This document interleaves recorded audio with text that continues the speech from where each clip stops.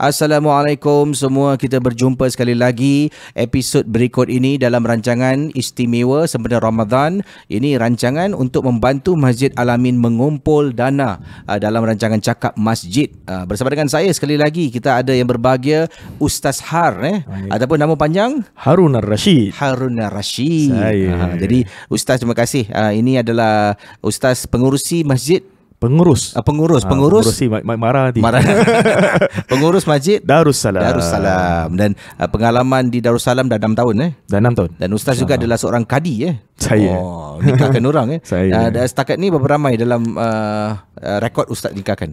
Dalam rekod 400 lebih. Wih, ramai tu 400 lebih. Tangan telah pun Ustaz goncang Jadi bagaimana pengalaman menjadi kadi di Singapura?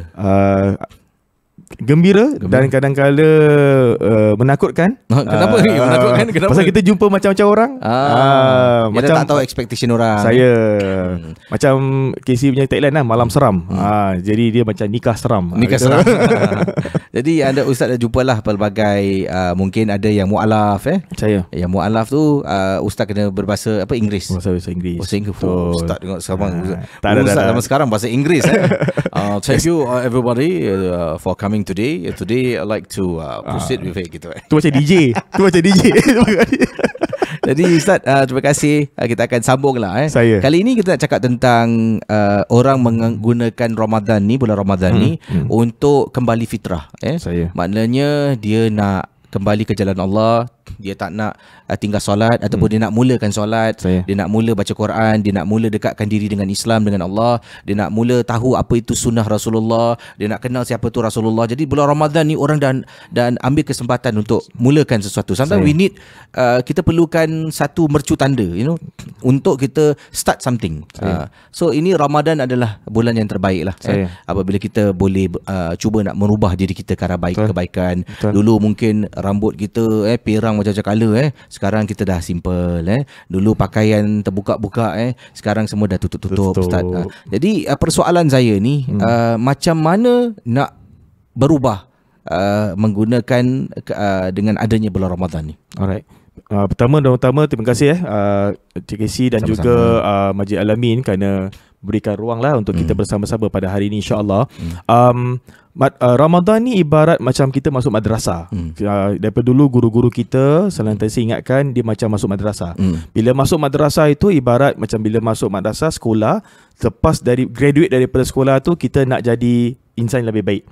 Kita nak jadi orang yang lebih banyak ilmu, lebih banyak pengetahuan, lebih banyak pengalaman, lebih dekatkan kepada Allah dan sebagainya. So dia macam masuk madrasah. Jadi setiap kali orang nak masuk madrasah tu pasti dia ada dia punya impian yang tersendiri lah. Contoh dahulu tak buat solat sunat, sekarang nak buat solat sunat.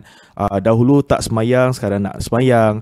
Dahulunya orang kata tu tak pernah solat malam, sekarang solat malam. Dahulunya tak pernah buka Quran, sekarang buka Quran. Jadi different people, different kind of niat yang terbaik. Dan bila mana dia antara benda yang dia kena lihat adalah balik kepada niat dia sendiri. Apa yang dia nak sebenarnya? Apa yang dia nak sebenarnya? Mana kekurangan dia sebenarnya yang dia nak capai yang terbaik? So that's why kalau macam saya galakkan lah, kalau orang yang dah biasa baca Quran, dia orang kata tu usahakan untuk baca Quran dan dia khatam satu Quran dalam satu bulan. Itu level yang satu lah. Tapi kalau level-level tertentu saya galakkan ialah try to achieve certain things. For example, khatam surah Al-Baqarah. Jadi jangan tengok Mak tak dapat ni satu Quran tak dapat ni, nak kena satu surah pun jadi lah. So surah yang paling panjang adalah surah Baqarah. Try to get that surah Baqarah. Jadi kalau dapat surah Baqarah tu dia satu achievement lah untuk dia. Bismillahirrahmanirrahim. Teruskan. Innal ladzina kafaru. Dan Ustaz, ini kata selalu kita cakap tentang pahala kan. Buat ni pahala dia lebih, buat ni pahala dia kurang. Sekarang nak tanya tentang dosa lah Ustaz. Adakah orang yang ada pengetahuan tentang Islam tu, contohlah pelajar madrasah dengan pelajar sekular, kan. Sekular ni tak pergi madrasah pun. Dia tak tahu nak buat macam mana. Madrasah ni ada, tapi daripada meneruskan ke jalan Allah ni, dia terpisung sikit yang madrasah ni. Yang ini dah memang terpisung juga, sama-sama terpisung. Jadi dosa dua sama, atau yang madrasah ni lebih berat sebab dia faham? Okey. Untuk menentukan dosa tak dosa, level dosa tu Allah lah. Bukan kita nak menentukan kan. Tapi ada ayat Al-Quran. Maksud daripada ayat tersebut ialah kalau kita tahu sesuatu lalu kita buat perkara tersebut, of course dia punya siksa, dia punya dosa lebih berat daripada orang yang tak tahu. Jadi daripada sini, dia bukanlah pasal dia masuk madrasah ke, dia sekolah bukan madrasah ke, ya, ataupun dia ahli masjid ke tak ahli masjid ke kan. Yang penting dia dah tahu ke belum. Kalau benda tu dia dah tahu tapi dia tak nak buat, maka dia tidak mendapat, dia akan dihukum lah besok tersebut. Contoh macam mencuri lah. Tak madrasah ke sekular pun tak tahu mencuri itu adalah perkara yang tak digalakkan, haram lah. Contoh. Jadi kalau buat, kenalah ada punya dosa dia. Betul. Pasal dia dah tahu benda tu tak boleh buat, tapi dia nak buat juga. Tapi kalau cakap dari segi perkara setenting ni, ada juga ilmu pengetahuan pelajar madrasah ni lebih sedikit lah daripada pelajar sekular ni lah. Jadi Allah tidak menghukum orang dari segi aspek dia ni ustaz dia punya hukuman dia lebih sikit lah. Jadi kalau gitu semua orang takut jadi ustaz. Betul. Berat tu tanggungjawab. Jadi kita nak cakap tentang orang yang lama tak solat, ustaz. Dah lama tak solat, bertahun, ustaz. Tiba-tiba bila kena solat, jumpa ustaz dia, ustaz cakap, ni nak kena ni, bayar balik.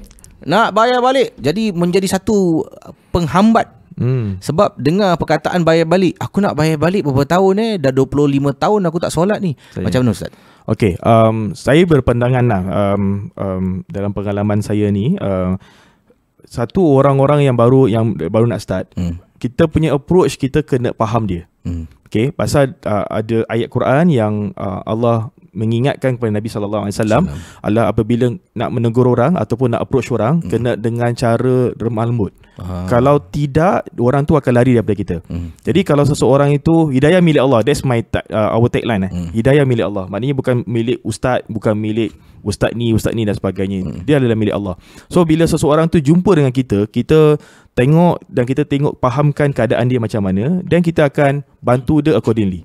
So kalau contoh seseorang itu yang dah lama tak solat dan sebagainya kan, kita akan cakap dengan dia, okay, first, sekarang punya solat kita buat ikut kepada kemampuan. Pasal bila nak buat benda baik ni, Casey, kita kena buat ikut kepada kemampuan. Tapi kalau nak tinggalkan benda kejahatan, dia bukan ikut kepada kemampuan. Dia kalau boleh kita stop terus. Dia bukan macam contoh, Ustaz, saya dulu 10 botol. Betul lah, minum betul lah 10 botol. Sekarang ni saya kurangkan 5. Dia tak boleh macam gitu. Dia kena stop dulu lah. Saya curi, ustaz, duit biru. Sekarang duit merah je, ustaz. Duit merah je. Nampak kurang sikit lah. Kurang tak boleh. Tak boleh. Maknanya bila kita nak stop tu, kita kena stop semuanya. Tapi bila nak buat benda baik, contoh sama juga bila nak buat benda baik, tengok kepada kemampuan. So kalau kita tak mampu kasih yang biru, tapi biru, kita kasih yang merah. Tak mampu yang merah, kita kasih yang ungu. Contohnya. Jadi selepas itu, ustaz, bagaimana seseorang itu nak bayar balik yang tertinggal tu? Ada tak selain daripada bayar balik secara fizikal, dia kena lakukan solat-solat apa tu dia panggil qada, ataupun ada tak perkara lain boleh dilakukan? Saya pernah tanya guru saya dulu lah, macam mana ni kalau orang yang berhutang dan sebagainya kan. Hutang maksudnya ada tinggalkan solat dan sebagainya. So guru-guru saya ataupun guru-guru kita mengajar agar ada hadis yang katakan bahawasanya kalau seseorang itu tinggalkan puasa, dia kena bayar balik puasa tersebut. Jadi maknanya sama juga, kita boleh kaitkan dengan orang yang tinggalkan solat. Jadi kalau tinggalkan solat tu, kita bayar balik semampu yang boleh. Jadi kalau contoh, kalau orang tanya saya kata macam mana, guru-guru kita ajar, kalau boleh satu wajib, satu qada. Jadi asal wajib, asal qada. Asal wajib, asal qada. Saya all the way lah. Jadi all the way. Kalau contoh, ustaz, saya tak solat selama 10 tahun. So berapa lama kita kena bayar? Bayar 10 tahun. Tapi ustaz 5 tahun dah meninggal. Contohlah. Allah tu Maha Pengampun kan. Kita mati dalam iman. Kita mati dalam iman. Jadi Allah melihat kesungguhan kita kat situ kan. Niat qada tu macam mana, ustaz? Niat qada sama je dengan solat biasa. Cuma dia usolli fardal asri 4 rakaatin qadaan lillahi ta'ala. Saja aku solat asar 4 rakaat qada kerana Allah Taala. Tapi kalau contoh Ustaz masih rongak-rongak juga Ustaz. Zuhur saya buat qada tapi asar saya tak dapat buat because of kerja dan sebagainya. Maghrib saya tak dapat buat, isyak dapat buat. It's okay. Tapi ada kesungguhan lah. Buat mana yang terdaya lah. Buat mana yang terdaya. Jadi itulah caranya. Dan Ustaz kata tadilah dalam rukun solat ni, apa yang wajib? Okey, kita mula dengan rukun berwuduk dulu Ustaz. Okey. Apa yang wajib untuk kita lakukan? Okey, yang wajib ada 6. Pertama ialah cuci muka. Okey. Lepas cuci muka, niat. Ketiga, tangan, kepala, kaki. Lepas itu tertib tu maknanya in order lah. Itu je 6. Tapi in terms of anggota, kalau kita tengok ni 6 ni, anggota tu 4 je. Ada muka, ada tangan, kepala, kaki. Jadi ini yang wajib lah. Tapi itu selalunya saya galakkan ialah bagi situasi-situasi tertentu, masa-masa tertentu di mana kita tak boleh dapat ambil wuduk sepenuhnya dan kita ambil yang mana yang wajib. Jadi bila Ustaz kata tertib tu maknanya the sequence lah. Dia tak boleh tangan lepas tu kaki muka dahi jadi kena ikut tertib tu, maknanya sequence dia kena betul. Kecuali tak tahulah. Kecuali kalau dia tak tahulah. Kecuali tak tahu. Kadang dia main gini pun boleh juga Ustaz. Boleh. Bersihkan diri. Diri. Tapi kena ambil tahulah. Kena ambil tahu, kena belajar. Belajar dengan orang yang dengan guru lah. Dengan bertauliah, guru yang bertauliah. Kalau belajar kat YouTube boleh. Tapi kadang-kadang kita tersalah masuk YouTube cari mazhab lain pula. Kan Betul. Lepas solat ni boleh asal dia solat lepas tu kat rumah luar ada anjing ni. Jadi kena faham. Bila kita baru nak belajar, kita kena cari guru lah. Guru yang tinggal di sekitaran kita supaya mudah untuk faham. Jadi selepas tu tertib, bukan tertib, maksudnya saya wajib solat tu apa yang perlu ada? Kalau ikut solat, kita kata rukun solat ada 13. Ada 13 perkara yang kita perlu ambil berat. So contohnya daripada berdiri kan, first kita baca niat. Okey, kerana niat tu penting. Okey. Lepas itu kita berdiri kan, lepas berdiri tu wajib. Okey, dalam berdiri tu kita baca Fatihah. Doa iftitah bukan wajib. Doa iftitah ya Allah akbar kabira walhamdulillah kan. Itu bukan wajib. Kadang-kadang bila baca doa iftitah termasuk takbir raya pula. Ada pula. Dan ustaz saya selalu ingatkan kalau baca doa iftitah ni jangan tersalah musyrikin dengan muslimin. Betul. Tu satu dia mengaku dia musyrikin bahaya betul. Supaya tidak tersalah sebut tu lah. Kenapa benda ni berlaku Casey Kerana ada di antara kita dia hafal melalui pendengaran. Okey. Jadi dia bukan hafal daripada buku. Dia bukan memorize kat daripada buku. Jadi kalau bila contohnya seseorang itu yang dah lama baca, saya galakkan untuk dia baca depan orang. Okey. Dia baca depan orang supaya dia tahu apa yang dia baca tu adalah benda yang betul. Okey. Pastikan. Pasal contoh ada satu hamba Allah bila dia baca surah Al-Insyirah kan, alam nashrah laka sadrak, lepas tu kepada akhir tu fa inna ma'al usri yusra, inna ma'al usri yusra. Tapi member baca fa inna ma'al usri usra. Inna ma'al usri usra. Jadi saya kat belakang, jadi saya cakap dengan dia, dia tanya saya, "Ustaz, okey tak tadi?" Kebetulan saya kata okey, tapi malaikat pening saya kata. Asal malaikat pening Ustaz? Yalah, dalam asalnya surah tu setiap kesusahan ada kesenangan. Awak pula baca setiap kesusahan ada kesusahan. So bila check, dia kata dia dah 8 tahun, dah 10 tahun memang baca macam itu. Dia tak ada orang pun tegur, tak ada orang, dia pun tak check dengan orang. Yusrah dia kata usrah. Setiap kesusahan ada kesusahan. So saya gurau-gurau lah. Saya kata malaikat pening . Tapi lepas tu alhamdulillah ustaz tegur dia dan dia ubahlah ubahlah. Baguslah. Kadang-kadang kita dengar, kita tegur lah, tapi jangan tegur kau salah baca lah. Apalah baca macam ni. Walallah. Kita kena tegur cara bersemuka. Betul. Ada cara hikmahnya lah. Ada orang tegur subhanallah Kisi. Tengah semayang subhanallah. Jadi pastikan kita tahu orang yang imam tu yang buat salah. Kadang-kadang kita main subhanallah je, subhanallah. Kita pun tak tahu apa yang salah kita kan. Subhanallah, dia cek apa lagi salah aku kan. Kalau tengah ni kita masuk bab lain sekejap tengah solat jemaah, imam lupa macam mana Ustaz? Lupa surah. Contohlah Contohlah sabbihisma rabbikal, lepas tu Dia berhenti macam mana? Boleh terus kita tukar surah lain? Boleh. Boleh. Imam boleh tukar surah lain. Dia tak semestinya kena continue lah. Tak mestinya. Tapi kalau baik, kalau contoh dia tersangkut, kita panggil tersangkut dah dekat belakang support lah. Sabbihisma rabbikal a'la. Kadang-kadang dia macam terlupa tahu. Satu ayat tu, ada satu sepotong ayat tu. Jadi kita tolong supaya dia dapat jalan terus balik lah. Tapi tak boleh lah kalau makmum pula cakap Sabbihisma rabbikal, terlupa kan. Makmum pula a'la lah doh. Macam tu lah. Doh, a'la lah doh. Tak boleh. Dah batal tu. Yang imam tak batal, yang makmum tu yang batal. Batal. Okey Ustaz, kalau tadi dalam solat tu kalau iftitar adalah tak wajib, bagaimana pula dengan Al-Fatihah dan bacaan surah? Bacaan Fatihah wajib. Kita kena baca daripada awal sampai habis. Kalau cakap wajib tu, kita kena sebutan semua kena betul lah Ustaz. Itu pelan-pelan lah. Itu pelan-pelan kayu lah kan. Sebab ada yang sebutan dia, saya rasa saya Al-Fatihah pun sampai sekarang mungkin tak pas terus lah. Betul. Mungkin bacaan saya, telo saya ke, sebutan saya ke, idram saya idram bila guna saya. Masya Allah, bila guna masuk ke laut sikit ke. Jadi macam mana Ustaz? Kita kena yakin lah dengan apa yang kita buat. Selalunya yang membuatkan kita tak nak move, yang membuatkan kita rasa macam kita tak nak move ialah kita sendiri tau. Kita rasa macam contoh kita kata saya tak nak semayang lah Ustaz, because saya belum dapat khusyuk. Kita tanya diri kita lah, kita yang semayang ni pun tak tahu khusyuk tak khusyuk contohnya. Betul. That's why Allah tidak meletakkan khusyuk tu sebagai syarat sah semayang. Kalau letak syarat sah semayang, saya rasa most of us, termasuk saya lah, saya rasa fail lah. Teringat malam ni saat buka apa tak tengah semayang Allahu Akbar. Tadi asam pedas ikan pari sedap lah. Macam tu. Jadi kalau bacaan surah Al-Fatihah yang betul sekali macam mana Ustaz sebutan? Dia kena belajar dengan guru lah.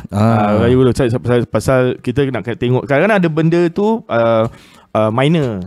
Ada sebab ada telo Ustaz, macam konon saya telo Jawa. Saya punya alhamdulillah tu ada kejawaan sikit. Ada orang telo India kan. Correct. Tapi kita dengar macam apa dia ni baca, tapi dah lidah dia macam tu Ustaz. Betul. Kan? Itu tak salah lah. Tak salah Ustaz. Tak salah pasal itu memang lidahnya macam gitu kan. Of course dia kena usaha untuk cantikkan lidah tu lagi. Maksudnya cantikkan bacaan tu lagi. Tapi kadang-kadang memang tak boleh. Ada orang macam sebut la ilaha illallah. Betul. Ada la ilaha illallah. Betul.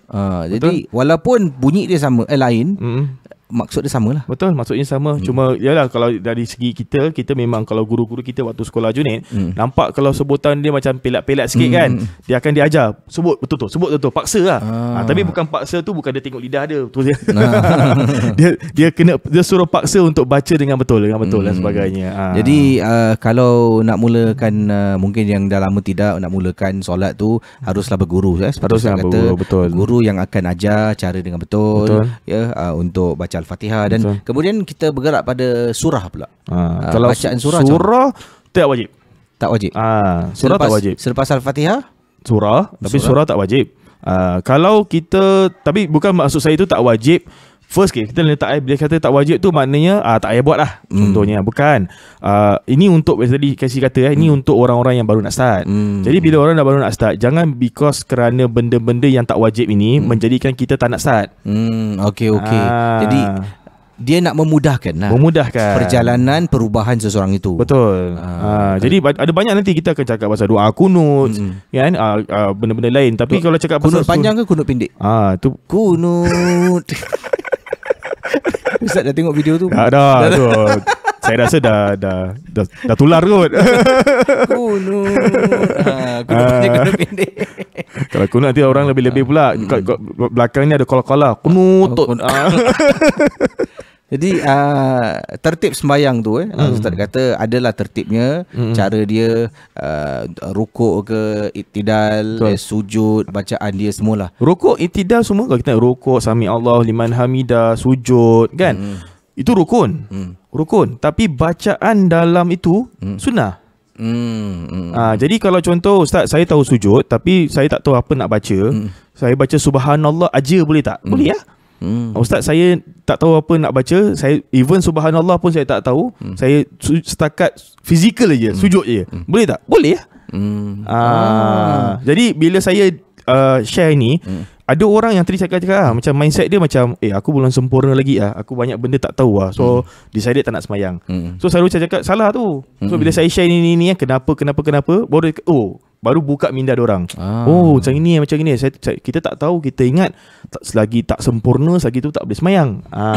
Tapi kita sebab saya kata tadi, kalau bila kita approach orang, kita kena tahu orang tu macam mana. Jadi kalau contoh kita jumpa orang masjid lah, for example, cakap pasal masjid kan. So bila jumpa orang masjid, adakah orang masjid tu tahu tak tentang kita? Kalau dia tak tahu, nanti kita cakap macam ni, surah tak wajib apa, kena marah. Astagfirullahalazim. Mazhab mana ni? Kena peting kau. Macam itu lah. Jadi macam kita pun terperanjat kan. Asal dia ni salahkan aku gini-gini kan. Nanti kita rasa macam amak, masjid tak nak terima aku caw balik kan, something like that. Tapi padahal orang tu tak kenal. Jadi pada permulaan tu memang tak diwajibkan. Tapi as you grow, correct, you belajarlah. Tambah. Betul. Sebab satu hari pun nanti nak jadi imam. Betul. Kan? Jadi betul, itu yang boleh dilakukan lah. Betul. Saya recently sebelum sebelum Ramadan yang kemarin, kita ada buat geng start tarawih. Okay. Geng start tarawih. Alhamdulillah ramai KC. Lebih-lebih lagi yang muda-muda join. Nak jadi imam kan. Dia macam terpanggil lah jadi imam kat rumah kan. Bila lagi nak jadi imam contohnya. Jadi bila kita kongsi, dia kata okay, bila nak solat tarawih ni, kadang-kadang orang punya risau, mak saya tak tahu baca dia punya nazam in between in between tu so Atiru itu lama situ. Atiru Muhammad tiru. Rahimakumullah, salatu la ilaha illallah. Itu lama Ustaz kan? Itu lama. Zaman bila tu? Itu sama saya semayang kat kolong blok dulu. Budak sekolah dulu macam gitu. Atiru Amadidu Azimu. Asal Ustaz cakap tu lama maksudnya? Tak, pasal sekarang dah lain lah. Sekarang dah lain. Sekarang macam solatul witri rahimakumullah, salatul la ilaha illallah. Apa beza tu dulu Ustaz? Tak ada, tu bacaan aja. Jadi saya kata macam dia dah seseronok bila dapat baca. Pasal bacaan-bacaan ini hanya kita akan dapat bila kita buat solat tarawih. Tapi jangan jadikan benda tu wajib. Kalau kita jadikan benda tu wajib, aku tak tahu baca lah, tak payah semayang tarawih lah. Salah tu, you know. So semayang aja tarawih. Lepas tu kalau tak tahu nak baca, dah bangun lah. Jadi 8 rakaat campur 3 witir. Satu. Okay. Lepas tu kalau kita nak buat 5, kita buat 2, 1 lah. Kalau rasanya tak mampu nak buat 3, buat 1 je. Pasal witir namanya ganjil. So dalam solat ganjil tu sekurang-kurang 1. Witir maknanya ganjil. Hari ni aku nampak kau witir. Tu hari lain Sekarang witir. Aku nampak kau witir. Ada juga Casey belajar bahasa Arab ni. Mana kau ganjil lah Lail witir, malam ganjil. InsyaAllah. Tengok pada bahasa Arab itu je lah saya tahu. Saya tahu lagi apa? Yazid naik increase. Yang kus decrease kan. Nampak tu Ustaz Faisal ajar saya. Faisal Faisal. Jadi sebenarnya solat ni, sebab itulah Ustaz kata kalau nak mulakan kena berguru. Betul. Sebab kalau tengok YouTube semua buat yang sempurna lah. Yang maksud saya bukan sempurna apa, yang advance lah. Betul. Bacaan ni, rukuk ada baca, sujud ada baca, itidal ada sebutan dia. Betul. Jadi anda tengok macam banyak sangat ni. Tapi bila berguru, guru anda tu memang tahu tentang rukun-rukun solat, dia akan beritahu, yang ni tak perlu, awak buat ni dulu je. Jadi bila dah comfortable, dah biasa, okey hari ni awak cuba hafal duduk antara dua sujud ke. Betul. Atau cuba hafal waktu sujud tu. Betul. Betul, dia kena pelan-pelan lah kan. Kita dah lama tak buat sesuatu. Lepas tu kita nak buat, memang parah kan. Kalau kita nak buat, kita cakap kau 5 waktu 5 waktu. Dalam setiap waktu ni kena surah ni. Solat ni kau kena baca surah panjang ni. Wadduha. Perik tu. Satu je boleh. Wadduha je boleh tak? Wadduha je boleh. Kalau gitu tak payah sudah betul. Jadi semua orang jadi stres. Jadi macam bila jadi stres tu, dia decided tak nak semayang. Jadi macam satu benda yang menyedihkan lah. Jadi sebab saya kata tak dapat disalahkan pasal kita tak kenal. Jadi bila kita dah kenal, Nabi SAW punya approach saya suka Nabi SAW punya approach. Maksudnya bila Nabi didatangi oleh sahabat, ditanyakan macam contoh, apakah amalan yang boleh dapat masuk ke syurga, Nabi punya answer Casey different tau. daripada orang kepada orang lain, Nabi punya answer different. Pasal Nabi tahu kemampuan dia. Contoh, kalau yang tanya tu orang yang tak ada duit, kau kasih sedekah, nangis member. Okey. Macam mana aku nak kasih sedekah sedangkan aku tak ada duit? Kan? Tapi Nabi SAW dia punya jawapan, dia tengok kepada orang tu punya keadaan. Jadi maknanya bila contoh seseorang tu datang, contoh nak belajar solat, apa semua kan, kena tahu orang ni macam mana. Jadi kalau contoh kita nak belajar solat, kita nak belajar solat, kita kena pastikan whether ustaz ni tahu tak tentang keadaan aku. Sebab kalau saya punya kelas, bila kita kata geng start kan, saya kata kita akan go basic yang mungkin. So kalau ada orang kata ini basic sangat ni, memang tujuannya untuk basic. So kalau kau masuk kelas ni, maknanya salah kelas lah. Ni memang untuk basic untuk basic lah. Jadi ingat, kalau nak ikuti kelas ustaz macam mana?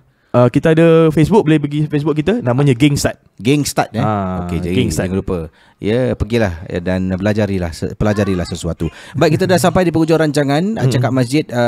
Yang ini merupakan rakaman kedua bersama dengan Ustaz Har, dan pastinya ini adalah satu usaha untuk membantu Masjid Al-Amin di Teluk Belanga mengumpul dana. Berwakaflah menyokong projek Iltizam Masjid Al-Amin, dan anda boleh berikan sumbangan anda melalui PayNow, ada nombor UEN, anda boleh bank transfer ataupun boleh pergi ke masjid sendiri, masuk dalam tabung.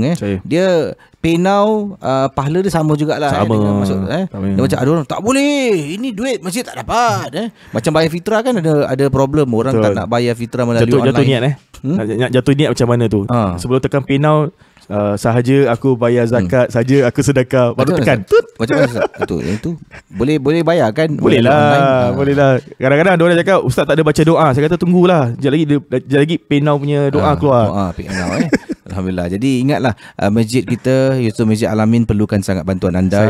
Kena lihat bumbung yang berlubang, longkang, wiring, kapet dia dah lama sangat ustaz. Saya tak ada gambar sini. Saya tempoh hari ada ustaz berkongsi, kata kapet dia dah lama sangat. Dah sampai warna dia dah hilang dah.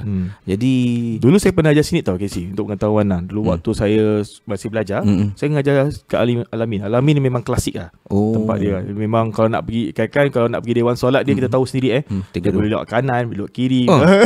Daripada kalau tak pergi kalau daripada main road dia nak kena naik tangga satu, naik tangga B.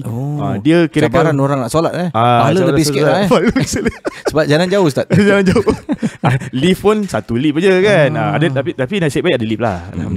Alhamdulillah. Jadi jangan lupalah berikan sumbangan anda, bantulah masjid kita, dan juga anda boleh pergi ini Qiyam Pack 03 boleh pergi ke www.tinyurl.com/qiampack03. Dekat sini ada pack Qiyam yang boleh anda dapatkan, yang telah pun disiapkan khas oleh mereka, Jawatankuasa Masjid Al-Amin. Jangan lupa rancangan Cakap Masjid pada hari ini bersama dengan yang berbahagia Ustaz Har, yang telah pun berkongsi tentang solat itu sendiri, dan terima kasih Ustaz kerana sudi berkongsi informasinya. InsyaAllah kita jumpa di lain kesempatan, di lain episod. Dari itu selamat berpuasa untuk Ustaz. Kita jumpa lagi mungkin hari raya lah InsyaAllah. Ada lagu raya ke? Open house nanti. Open house Open house yang mana? House masjid open house. Masjid. Jadi assalamualaikum warahmatullahi wabarakatuh.